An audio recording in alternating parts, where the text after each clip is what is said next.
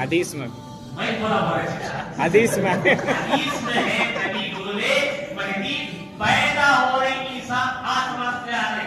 जी बोलो महदी पैदा हो रहे, उनके अब्बा है। ईसा जिंदा है, आत्मा ने अब्बा नहीं है। तो दोनों एक जैसा कैसा हो गए जी? नहीं हो। नंबर 2, दूसरा बात क्या है? ईसा अलैहिस्सलाम हमारे नबी से पहले के नबी है, आए आत्मा को उठा दिए थे जी। महदी पहले के नहीं है, अब पैदा होंगे, जाहिर होंगे, पहचाने जाएंगे। दोनों की तफसीलात अलग अलग है, दोनों का एरिया भी अलग अलग है, दोनों का इलाका भी अलग अलग है, और दोनों के काम भी अलग अलग हैं।